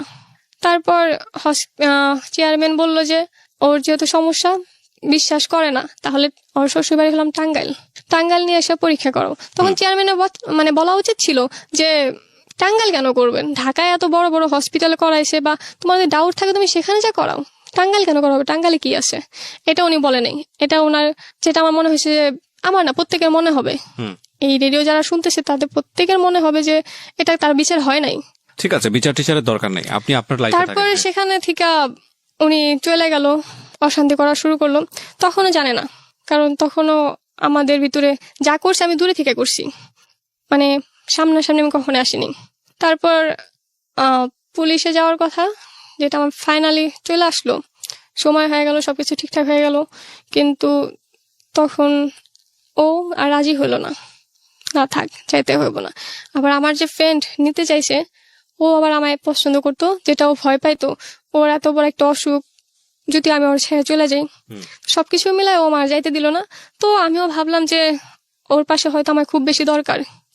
তো আমি আমার লাইফটা নিয়ে এসে আমি একদমই ভাবলাম না, ওপরে আল্লাহ আছে, যা হইবার হইব। ও হসপিটালে ভর্তি ছিল, অয়নে গেলাম, তখন আমি আমার স্যালারিটাও নেইনি, স্যালারি নেওয়ার সময় ছিল, কিন্তু আমি সেটা না নিয়ে সেটা আমি ওর কথা শুধু ভাবছি, ওর কথা হয়ে ওর পাশে ছিলাম। তারপর আবার আমরা বাসা নিই। সাবার বাসা নিলাম, আমার সাথেও কিছুদিন থাকলো। তারপর দেখতাম যে সারাক্ষণ রুমের ভিতর থাকে। আমার মনে হলো যে এভাবে থাকলে তো আরো বেশি অসুস্থ হয়ে যাব। তারপর ওখান থেকে আমি ওর বাসায় ফোন দিলাম যে ওরা আপনাদের কাছে রাখেন। তখনও আমার শ্বশুরবাড়ির সাথে আমার সম্পর্ক ভালো, কারণ দূরে ছিলাম, কোনো কিছু না, আমি নাক গলায় নেই, আমি জাস্ট প্রয়োজন সময় পাশে ছিলাম, এটুকুই। সেজন্য ভালো ছিল সম্পর্ক। তারপর আমরা আবার 2 মাস থাকলাম, মানে আমি একা ছিলাম, ও কিছুদিন ছিল মাত্র, ওখানে পাঠিয়ে দিই। আস্তে আস্তে ওর শরীরটা প্রচন্ড খারাপ হয়ে যায়। রোজার ঈদের আগে ওরে এতটা অবস্থা খারাপ হয়ে যায়, ওর ফ্রেন্ডরা কালেকশন করে টাকা, ওর ফ্যামিলি থেকে টাকা ভাঙার মতন কোনো অবস্থায় নেই, মানে তাদের অ্যাকচুয়ালি ইচ্ছা নেই। দেন ওর ফ্রেন্ডরা সবকিছু মিলে 35,000 টাকা দেয়, যেটা দিয়ে আমরা শুরু করতে যাই। ফার্স্টে টেস্ট করি, 24 তারিখে আমরা যাই। যাওয়ার পর ডাক্তার বলে যে ঈদের আগেই তোমরা কমপক্ষে 2টা ডায়ালিসিস নাও। তখন ঈদের মাত্র বাকি 4 দিন। তারপর তখন তো আমাদের পক্ষে নেওয়া সম্ভব না। কিন্তু ঢাকা যাওয়ার আগে যেটা হয়, আমরা যখন কোনাবাড়ি থেকে কাশিমপুরে আসতে থাকি, অটোতে ও হঠাৎ করে সেন্সলেস হয়ে যায়। আমার ঘাড়ে মাথাটা ছিল, হঠাৎ করে সেন্সলেস হয়ে যাওয়ার পর আমি যে একজন এই প্রফেশনে কিছু হলেও জানি, শিখছি, তা আমি চেক করব যে সেটা না করে সেটা আমি ভয় পেয়ে গেছি পুরা। তা একজন লোক এসে বলতেছে, প্রায় আমার চিৎকারে 50 জন লোক জড়ো হয়ে গেছে, একজন লোক এসে বলতেছে মারা গেছে, মানে দিয়ে ঘোষণা করে দিল যে মারা গেছে। ওটা শোনার পর তা আমি আর ঠিক নাই। দেন কিছুক্ষণ পর ও মাথা তুলছে, মাথাতে বলতেছে কি হয়েছে। তখন মনে হয় যে আমার আত্মার প্রাণ ফিরে আসলো। তারপর সেখান থেকে আমি খুব ভয়ে ভয়ে অরণ্যার হসপিটালে যাই, সেখান থেকে টেস্ট করে সাবার চলে যাই ডিরেক্ট। যেদিন যাই সেদিন বাসায় যাওয়ার পর সন্ধ্যার পরে আমার একটা ছোট হার্ট অ্যাটাক হয়। মানে আমি এতটা প্রেশার নিছিলাম যেটা আমি সহ্য করতে পারিনি। এক তো বয়স অল্প, দ্বিতীয়ত বয়স অনুযায়ী অনেক বেশি টেনশন নিয়ে ফেলছিলাম। তারপর ও প্রচন্ড ভয় পেয়ে যায়, ও কি করবো, নিজে একজন অসুস্থ রোগী, ও বুঝতেছিল না কি করা উচিত। যখন আমার সেন্স আসলো বা একটা ওষুধ দিতে হয় যেটা ও আমায় দিতে পারে নাই, ও অ্যাকচুয়ালি ভাবে না যে আমি ওখান থেকে ব্যাক করতে পারবো, কারণ ওই সিচুয়েশনটা দেখছিল। তারপর যাই হোক, আল্লাহর রহমতে সবকিছু ঠিক হয়েছে।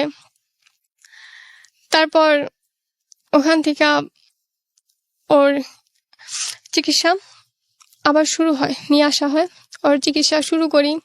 ফিস্টুলা করতে হবে। ফিস্টুলা করার জন্য আমাদের হসপিটাল থাকতে একজনের সাথে আলাপ হয়। উনি বললো যে তোমরা ঢাকা আসো, শুধু আমি সবকিছু করতেছি। তো যেহেতু পরিচিত, বিশ্বাস করলাম, ওনার মাধ্যমে ফিস্টুলাটা শুরু করি। ফিস্টুলা ক্যাথেটার 2টা একসাথে শুরু করি, কারণ ফিস্টুলা চালু হইতে 2.5 মাস সময় লাগে। কিন্তু কি বলে, ওইটা শুরু হয় না, আমাদের ওইটা ফিস্টুলাটা নষ্ট হয়ে যায়। একটা ফিস্টুলা নর্মালি অনজয় করলে পরে 15,000 টাকা রাখে, যেখানে আমাদের 8,000 রাখছে। কিন্তু একটা ইঞ্জেকশন 2 বেলা দিতে হয়, যেটা 700 করে পড়ে একটা ইঞ্জেকশন, যেটা প্রচন্ড ব্যয়বহুল, আমাদের পক্ষে সম্ভব না। তো সেখান থেকে ওই টাকায় হয় না, যে 35,000 টাকা দেয় ক্যাথেটার ফিস্টুলা করতে, প্রথমে 17,000 টাকা আমাদের চলে যায়। কিন্তু আমি কি করব তখন? তারপর ওর ব্লাড দিতে হইব। আমরা যখন ডায়ালিসিস শুরু করি, প্রথম ডায়ালিসিসের দিন ওর ব্লাড ছাড়া ডায়ালিসিস কোনোভাবে শুরু করবো না, হিমোগ্লোবিন তখন 3-এরও নিচে। আমি বলতেছি, ওনারা শুনতেছি না, ওরা বলতেছে আমরা রিস্ক নিতে পারবো না। পরে যখন আড়ালে গিয়ে বললো যে আপনার হাজবেন্ড এখন আমরা ডায়ালিসিস শুরু করি, ও মারা যেতে পারে, তখন আমি বুঝতেছিলাম না যে আমি কি বলবো। পরে আমাদের কাছে মাত্র একজন ডোনার, ওর গ্রুপ হয়েছে ও নেগেটিভ, যেটা খুব রেয়ার, আপনিও হয়তো জানেন, সারা দেশের মানুষই আশা করি জানে, কিন্তু এতটাই রেয়ার, পাওয়া যায় না, যায় না। তারপর আমাদের সাথে একজন ছিল, সেটা দিয়ে একমাত্র আমার পায়ে পড়া বাকি ছিল। বললাম যে দেখেন, না করলেও ক্ষতি হইব, করলেও ক্ষতি হইব, আবার ভালোও হইতে পারে। তবে আমি রিস্কটা নিলাম, নিয়ে সেটা করাইলাম। তবে যেখানে 4 ঘন্টা হয়, সেখানে আমরা ডায়ালিসিস দিলাম 2 ঘন্টা।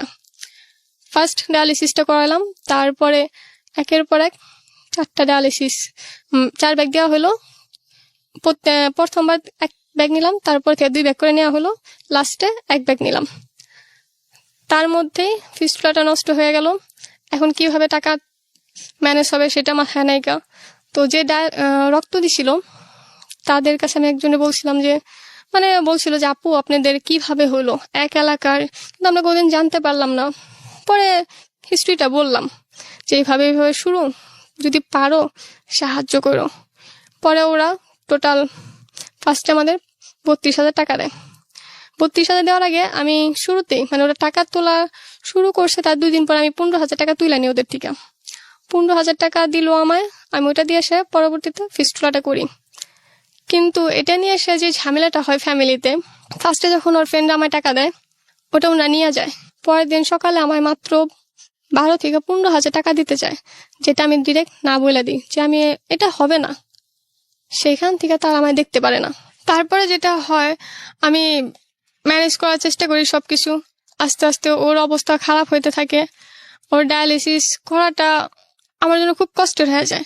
যেটা ছিল সেটা দিয়ে সে ডায়ালিসিস আমি 2টা করে করাই, কিন্তু অ্যাট লাস্ট আমার কাছে আর কোনো টাকা ছিল না যে ডায়ালিসিস আমি করাবো। আমি কিভাবে করাবো? আমি যতটুকু পারছি আমার সম্ভব ছিল আমি ট্রাই করছি। তারপর এক সময় আসে আমার বাসায় জানাজানি হয়ে যায়। অ্যাকচুয়ালি জানাজানিটা হইতো না ঈদের আগের দিন, কুরবানিদের আগের দিন আমি আমার বাড়িতে যাই, যেহেতু আমার বাড়িতে জানি যে আমি জব করি, তো ছুটিতে সবাই আসে বাড়িতে। আমার ফ্যামিলিও অধীর আগ্রহে বসে আছে যে আমিও আসবো, তো সেই হিসাবে শুধুমাত্র দেখানোর জন্য আমি আসছি। সেদিনও এতটা অসুস্থ হয়ে পড়ে, ওরে হসপিটালে নেওয়ার মতন কেউ নাই। ওর বাবা মা বোন কেউ নাই পাশে। ইনফ্যাক্ট ওরে কিডনি দেওয়ার কথা ছিল শুরু থেকে আমার, কিন্তু আমি জানতাম না যে আমি কিডনি দিতে পারবো। তখন আমি অনেক ভয়ে ভয়ে ওর মারে বলি, ওর মা সময় নেয়, একটা মা সময় নেয় যে ছেলেকে কিডনি দেবে না দেবে না। 1 ঘন্টা পরে ফোন দেয়, বলে যদি লাগে আমি দেব, এমন ভাবে বলে। আমি তারপর বলি যে যাই হোক পাইছি তো। তাও তার ঘন্টাখানিক পর আমি আবার জানতে পারি যে আমি দিতে পারবো। ওই যে ভাইয়াটা আমাদের হেল্প করছে উনি বলছে যে স্ত্রী দিতে পারে। পরে আমি বললাম যেহেতু আমার সাথে ম্যাচ, তাহলে আমি অবশ্যই দিব। আমি সাথে সাথে ফোন দিয়ে বললাম মা আপনার দিতে হইব না। পরে উনি বলল ঠিক আছে। এর জন্য বাড়ি বিক্রি করার উদ্যোগ নেয়, কিন্তু ওরা কোথায় থাকবো সেটা ভাইবা সেরা বাড়িটা আর বিক্রি করে না, যার জন্য ওর অপারেশনটা হয় না। যদি হয়তো এতদিন ও সুস্থ হয়ে যেত, যেটা আমাদের ডক্টর বলে। কিছু টাকার জন্য ওর অপারেশনটা হয় না, কিন্তু এর ভিতর যে সমস্যাটা হয়ে যায় আমার ফ্যামিলি জানা যায়, সবকিছু জানতো না। কারণ ওর ফ্যামিলি একদিনের জন্য ওর সামলাইতে পারলো না। যদি একটা দিনের জন্য ওর ফ্যামিলি সামলাইতে পারতো তাহলে হয়তো আমার ফ্যামিলি ফ্লাশ হইতো না, বা আমি যেমনি চলতেছিল চালাইতে পারতাম আরো কিছুদিন। হয়তো এটা মিথ্যা, অন্যায়, তারপরও আমি মনে করছি যে একটা মানুষের পাশে থাকা, একটা মানুষ হিসেবে আমি অন্য কোনো সম্পর্ক টানতেছি না। একটা মানুষ হিসেবে একটা মানুষের পাশে শুধু আমি থাকতে চাইছি। আমি আমার কিডনি দেবো এটা আমি একবারও ভাবি নাই। আমার শুধু একটাই চাওয়া ছিল যে একটা মানুষ হিসেবে একটা মানুষের পাশে থাকবো আর তাকে আমি সুস্থ করব। শুধু তাকে সুস্থ করার জন্য যা কিছু করার। আমি অনেক ছোট হয়েছি, লোকের কাছে হাত পাচ্ছি, আমি সারা জীবন লোককে টাকা দিয়ে আসছি, কিন্তু ফার্স্ট টাইম আমার কখনো লজ্জা লাগে নাই যখন আমি আমার স্বামীর জন্য হাত পাচ্ছি। কারণ কেন লজ্জা পাবো? আমি যদি বাঁচাইতে পারি তাহলে আমার লজ্জা পাওয়ার তো দরকার নেই। আমি সবটুকু চেষ্টা করতেছি, আর আমার মৃত্যুর আগ পর্যন্ত আমি চেষ্টা করে যাব যাতে তাকে আমি সুস্থ করতে পারি। বাঁচা মরার মালিক আল্লাহ। তবে একটা কথা এখানে না বললেই নয়, প্রিয় শ্রোতা, এদের লাইফ দিয়ে আজকের এদের অবস্থাটাকে আপনি কিভাবে জাস্টিফাই করবেন, বা এদের যে ঘটনাটা সেটা দিয়ে আপনি ওদের দিকে হাত বাড়াবেন কি বাড়াবেন না, সেটার একটা বড় রকমের প্রশ্নবোধক চিহ্ন অবশ্যই আছে। কিন্তু আমার মনে হয় যে একটা মানুষ যখন মৃত্যুর দুয়ারে, তখন আসলে কি করে সে মৃত্যুর দুয়ারে পৌঁছেছে, কি হয়েছে না হয়েছে, যদি আপনার হাতে সুযোগ থাকে তাহলে আমার মনে হয় তাকে সেভ করা উচিত। তো এটা হচ্ছে বিষয়। অবশ্যই এই মেয়েটি যে সিদ্ধান্ত নিয়েছে সেই সিদ্ধান্তটা যৌক্তিক ছিল নাকি শুধুমাত্র ইমোশনাল ছিল, সেটার একটা জাজমেন্টের জায়গা অবশ্যই আছে। এবং যে ছেলেটি বিয়ে করেছে সেও সেকেন্ড ওয়াইফ হচ্ছে উনি। ফার্স্ট ওয়াইফ কি এখনো আছে না ডিভোর্স হয়ে গেছে? এখন আছে, তবে অসুস্থ হওয়ার পর থেকে চলে গেছে। মানে উনিও জানে এখন আপনাদের সেকেন্ড বিয়ের ব্যাপারে? উনি জানে কিছুদিন যাবত মাসখানিক হইব হয়তো। তো উনি জানার পরে কি রিয়াকশন কি ওনার? উনি জানার পর কোনো রিয়াকশন, হ্যাঁ আবার অবশ্য বিচার দিছে, কিন্তু এলাকার লোকজন বলে যে ও যা করছে ঠিকই তো করছে, ওর পাশে একজনকে দরকার। ওর এই সেবাগুলো তুমি কেন পালাই গেছো? তাদের প্রশ্ন একটা, তুমি কেন পালাই গেছো? আর ও যখন ছিল, ও সুস্থ ছিল, ওদের সংসার করতেছিল, আমি ওদের সংসার কিন্তু ভাঙতে আসিনি। আমি তখনই আসছি যখন ওরে সাহায্য করার মতন কেউ ছিল না। আমি শুধু একটা অসহায় মানুষের পাশে এসে দাঁড়াইছি। এবার আমি কোনোদিন আসতামও না। আমি কোনোদিনও আসতাম না যদি ও পাশে থাকতো। Actually আমি আজ এই ভরা মঞ্চে বলতেছি যে ও যদি আসে তোর দায়িত্ব নেয়, আমি নির্দ্বিধায় আমার জায়গাটা ছেড়ে দেব। তাহলে আপনি বিয়ে করলেন কেন? আমি বিয়ে করছি, ভালোবাসি, বিয়ে করছি, কিন্তু আমার চাওয়া শুধুমাত্র এটুকুই, ভালো থাকুক, সেখানেই থাক, আমার কাছে থাক বা অন্য কারোর কাছে থাক। আমি শুধু যে মানুষটাকে ভালোবাসি তাকে আমি ভালো দেখতে চাই, ভালো রাখতে চাই, সেটা যার কাছে থাক, আমার আর কোনো চাওয়া নেই। বিষয়টা আসলে কমপ্লেক্স, শুধু ইমোশনাল জায়গা থেকে জাজমেন্টের সুযোগ নাই, ভেরি কমপ্লেক্স সিচুয়েশন।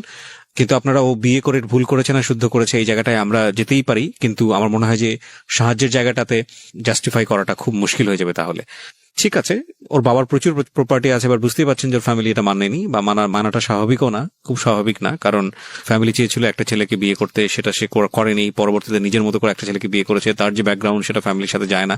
তো সবকিছু মিলিয়ে আসলে একটা ভজকট অবস্থা, এবং এই ভজকট অবস্থা থেকে আসলে একটা মানুষকে সাহায্য করাটা খুব ডিফিকাল্ট, আমি জানি, কারণ আমরা আসলে তাকেই সাহায্য করি যাকে মন চায়। এই ঘটনা শুনে আসলে অনেকেরই মন চাবে না এই মেয়েটিকে সাহায্য করতে, কিন্তু একটা জিনিস অবশ্যই উচিত, যে মানুষটা মৃত্যুর দ্বার প্রান্তে আছে সেই মানুষটার পাশে কেউ না কেউ দাঁড়িয়েছে।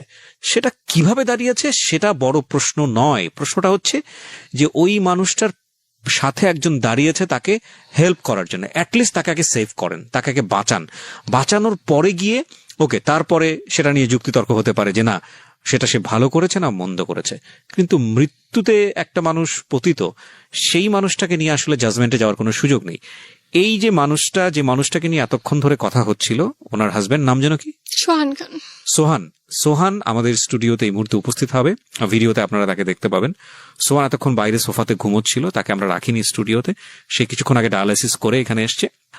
আমি বরং বলতে চাই যে এই মেয়েটি আসলে নিজের জীবনের জন্য এখানে আসেনি, সোহানের জন্য এসছে, এবং নিঃস্বার্থভাবে এসছে এই কারণে যে দেখুন, ও যদি বেঁচে যায় তাহলে এমন না যে ওর হাজবেন্ডের কাছ থেকে কোটি কোটি টাকার মালিক হবে, নট লাইক দিস, কারণ এরই আসলে প্রপার্টি আছে, ওরই কিছু নাই, এর লেখাপড়া আছে, ওর নাই, এবং এমন না যে ওকে নিয়ে সে অনেক আনন্দে সংসার করতে পারবে, কারণ স্টিল তার প্রথম ওয়াইফ তার ঘরে আছে। ঘটনাগুলো কিভাবে ও দেখা যায় সেজন্যই বলছি। তো সেই জায়গাটি থেকে আপনারা যদি মনে করেন যে না এই মেয়েটিও অ্যাটলিস্ট একজন ভিকটিমের পাশে দাঁড়িয়েছে, একজন খুব অসহায় একটা মানুষের পাশে দাঁড়িয়েছে তাকে বাঁচানোর জন্য, তো আমার মনে হয় সেদিক থেকে মেয়েটাকে অ্যাপ্রিসিয়েট করা উচিত। ভালো করেছে না মন্দ করেছে সেটা পরের হিসাব। তো এই মুহূর্তে ওনার হাজবেন্ড স্টুডিওতে, এবং সোহান আমি কয়েকটা কোয়েশ্চেন করি আগে, এতক্ষণ আপনি ছিলেন না স্টুডিওতে, আমাকে একটু বলেন আপনারা বিয়ে শাদী করেছেন কবে? আমাদের বিয়ে হয় আপনার 2018 সালের 1 ডিসেম্বর। 1 ডিসেম্বর। তো সোহান আপনি তো সবকিছু ওকে জানিয়েছেন বিয়ের আগে? হ্যাঁ, আপনার আমার একটা ফার্স্ট যা ছিল, ওয়াইফ আছে, ওনার কি বাচ্চা আছে? না বাচ্চা আছে। আচ্ছা, তো আপনার ওয়াইফ তো বর্তমানে আছে, দুজনই ওয়াইফ আপনার? হ্যাঁ, দুটোই আছে। আচ্ছা, তো আপনার এই যে ডায়ালাইসিস যেটা হলো, মানে যেটা হচ্ছে এখন, কিডনি ধরা পড়েছে, এটার ব্যাপারে আপনি সবকিছু আপ টু ডেট, যে এটা আপনার দুটো কিডনি নষ্ট হয়ে গেছে এরকম সবকিছু আপ টু ডেট? হ্যাঁ, আপনার ডায়ালিসিস না করলে তো এখন একদমই সুস্থ থাকতে পারি না। আচ্ছা, তারপরেও মানে জরুরি 2টা করে করা সপ্তাহে, সেইখানে আমরা 1টা করে করতে পারতেছি। আচ্ছা, যার জন্য আমি মোটামুটি 3 দিন সুস্থ থাকি সপ্তাহে, আর 3 দিন খুব কষ্ট করতে হয়, খাইতে পারি না। একটা বিষয় কি, মানে যদি ধর্মীয়ভাবে বিষয়টা দেখি সেকেন্ড ওয়াইফের ক্ষেত্রে, একটা হচ্ছে রিলিজিয়ান থেকে, ধর্মীয়ভাবে আপনি যেহেতু মুসলমান সেই জায়গাটা থেকে এটার অনুমতি আছে, কিন্তু রাষ্ট্রীয়ভাবে আমরা যদি যাই বা আমাদের আইনের প্রেক্ষাপটে যদি আমরা যাই, তাহলে প্রথম স্ত্রীর অনুমতি ছাড়া আপনি দ্বিতীয় ওয়াইফকে নিতে পারবেন না। এবং আমাদের সামাজিক যে অবস্থা সেখানে এটা বিষয়টা সুখেরও হয় না, অনেক ভয়ঙ্কর রকম রূপ ধারণ করে পরবর্তীতে এই বিষয়গুলো জানাজানি হলে। তো এইরকম একটা ঝুঁকি আপনার কি মনে হয় না যে আপনি এরকম একটা বিপদের মধ্যে, বা নাকি আপনার একটা প্ল্যান ছিল যে কোনো ভাবেই হোক ওনাকে লাইফে জড়িয়ে তারপরে একটা সেটেল করা? না, এরকম না, আসলে ওর সাথে আমি ভালো ছিলাম না, একদম প্রচুর খারাপ ছিলাম। আর বিয়েটা হয়েছিল আমার মানে অনুমতি ছাড়া, অথবা আমার রায় ছাড়া, যৌতুক নেওয়া মানে জোর করে আর কি একটা বিয়ে, মানে যৌতুকের লোভে আমার বাবা করাইছিল। তখন তো আমার মাথায় একটু প্রবলেম ছিল, তো আমি তো ওইভাবে স্ট্রংলি নাও করতে পারি নাই। তো ভদ্রমহিলার আগে বিয়ে হয়েছিল কোথাও? হ্যাঁ, আগে একটা বিয়ে হয়েছিল, সেটাও আমার জানাইছিল না, সেটাও আমি জানতাম না, এবং আমার চেয়ে এইজটাও অনেক বেশি, বয়সও অনেক বেশি। তো এই বিষয়গুলো আমার মনে আর কি প্রচুর আঘাত করছিল। ওই সংসার কত বছরের আপনার? আমাদের ওই বিয়ে হয়েছিল 13 সালে, বাট ও চলে গেছিল। আচ্ছা, মানে অন বিয়ে- অফ ছিল। ঠিক আছে, আমি এখন যে অবস্থায় আপনি আছেন এই অবস্থা থেকে আপনার ওয়াইফ চাচ্ছে, মানে আপনার সেকেন্ড ওয়াইফ চাচ্ছে আপনাকে কিডনি দিতে, রাইট? সো আপনাকে একটা কিডনি দিলে আপনি সুস্থ জীবন যাপন করতে পারবেন। তো এটার জন্য কি পরিমাণ আপনার আর্থিক সাহায্য লাগবে? এখন ওষুধপত্র, তারপরে সবকিছু যাবতীয় নিয়ে 3.5 লাখ টাকার মতো। আচ্ছা, আপনি একটু বলেন আমাকে, লুবা ডাক্তার কি বলেছে? ডাক্তার আমরা যখন ভর্তি করে ফার্স্টে বলছে যে দেখো ওর বয়স যেহেতু অল্প, তাহলে তোমরা আর দেরি করো না, তোমাদের যদি পার্সোনাল ভাবে কোনো সাহায্য দরকার হয় তাহলে আমরা করব, যেহেতু তোমরা খুবই অল্প বয়সে দুইজন। তোমাদের খুব কম টাকা লাগবে, তোমাদের চার্জ লাগবে 2 লাখ টাকা কিডনি চার্জ। আর যদি তোমার সাথে ম্যাচ হয়ে যায় আল্লাহর রহমতে, তাহলে তো সেটা খুবই ভালো কথা। তোমাদের টাকা কম লাগবে, চার্জ লাগবে, আর হসপিটালে 15 দিন থাকতে হবে। এখন সবকিছু মিলিয়ে কি বলছে ডাক্তার, কত লাগবে? টোটাল মানে এখন ডায়ালিসিস বা পরে যা খরচ হবে ওষুধের খরচ ছাড়া শুধুমাত্র কিডনি ট্রান্সফার করতে 3,90,000 টাকা লাগবে। আচ্ছা, 3,90,000, তার মানে প্রায় 4 লাখ টাকার মামলা। হ্যাঁ, আর তারপরে 1 বছর পর্যন্ত ওষুধ খাইতে হইব। ওকে। আর যেটা আশা করি আমরা নিজেরাই দুইজনে কাজ যদি করে। ডায়ালিসিস করতে ওকে না পারে, আপনার বয়স কত এখন? 26 বছর বয়স, মানে ডায়ালিসিস যদি ও করতে না পারে, ওর দুটো কিডনির যে অবস্থা, তাতে ওর ডাক্তার কি বলেছে? ডায়ালিসিস করতে না পারলে যেটা হবে, ওর পেটে যদি পানি জমে, পেটে পানি জমলে পরে যেটা পেট থেকে বের করতে হবে, আর যেটা আইসিইউ সাপোর্ট ছাড়া করা সম্ভব না। আর প্রত্যেকদিন আইসিইউতে, তার মানে আমরা বুঝতে পেরেছি যে ও আসলে মৃত্যুর সাথে প্রতি মুহূর্তে পাঞ্জা লড়ছে। পাঞ্জা আপনারা লড়ছে। দেখতে পাচ্ছেন না ভিডিওতে, আমি দেখতে পাচ্ছি। আমি যখন স্টুডিওতে ঢুকলো তখনই ওকে বলছিলাম সঙ্গে সঙ্গে আপনার পায়ে পানি চলে এসছে। আপনি তো ডায়ালিসিস করেছেন বোধহয় একটু আগেই, তারপর ওই অবস্থা। ঠিক আছে, আমি একটু যেটা বলেছি যে সেটা হচ্ছে কি অবস্থায় আপনারা এসছেন এখানে, কিভাবে হয়েছে, ওগুলো নিয়ে তর্ক বিতর্কের সুযোগ আছে, সেগুলো দিকে আমরা বরং না যাই। আমরা বরং এটা কিভাবে দেখি যে এই মেয়েটি একজন ভুক্তভোগী মানুষের পাশে দাঁড়িয়েছে। আমি মনে করি যে মেয়েটা ওর পাশে দাঁড়িয়েছে, এবং এই মেয়েটা যদি ওর পাশে না দাঁড়াতো তাহলে হয়তো এই ছেলেটা আজকে লাখ লাখ মানুষের সামনে নিজেকে প্রেজেন্টও করতে পারতো না। আমরা বরং এভাবে দেখি যে একটা মানুষের জীবন বাঁচানো ফরজ, আমরা এটা জানি। তো সেই জায়গাটা থেকে এই ছেলেটার একটা ব্যবস্থা হোক। কিডনির ব্যবস্থা হয়ে গেছে, শুধুমাত্র 4 লক্ষ টাকা হলে এই ছেলেটা বাঁচতে পারবে। আর একটা জীবন বেঁচে থাকা মানে একটা জীবন মৃত্যুর আগ পর্যন্ত দুনিয়াতে অসংখ্য ভালো কাজ করার সম্ভাবনা থাকে, অসংখ্য ভালো কাজ করার সম্ভাবনা থাকে। আমরা জানি না যে কালকে আমাদের জন্য কি অপেক্ষা করছে, এই ছেলেটি কালকে পর্যন্ত বেঁচে থাকবে কিনা এটাও আমরা জানি না। কিন্তু আমরা যদি এই ছেলেটির জন্য স্টেপ নেই, আমরা যদি এই ছেলেটির জন্য কিছু না কিছু করি, তাহলে এটার দ্বারা আমাদের একটা ভালো কাজ নিশ্চিত হয়ে গেল। এবং প্রত্যেকটি ভালো কাজের একটা রিটার্ন থাকে, নিজের জীবন দশা সেটা পাওয়া যায়, সৃষ্টিকর্তা আমাদেরকে সেটা দেন, এবং মৃত্যুর পরে তো সেটা আছেই। তো সেই জায়গাটা থেকে আমরা বরং কোনো কিছুর যোগ বিয়োগ না করে, ভালো ছিল না মন্দ ছিল ওদের এই প্ল্যানটা বা কি হয়েছে না হয়েছে, সেই জায়গাটায় না গিয়ে আমরা বরং এই ঘটনাটা কিভাবে দেখি যে একটু মৃত্যু পথযাত্রী একটা ছেলে, মৃত্যু পথযাত্রী একটা মানুষ আজকে আমাদের দরজায় দাঁড়িয়ে আছে। মাত্র 4 লাখ টাকা হলে তার বাঁচার সম্ভাবনা হয় with the name of almighty Allah. তো আমরা তাকে সেই সাহায্যটুকু করি। ঠিক আছে, তাদের সংসার সুখের হবে নাকি তারা একসাথে থাকতে পারবে না, নাকি তারা ভবিষ্যতে কিভাবে থাকবে, সেই জাজমেন্ট আমরা বরং না যাই। আমরা বরং এটা চিন্তা করি, সোহান সে এখন মৃত্যু মুখাপেক্ষী, তাকে আমরা সাহায্য করি।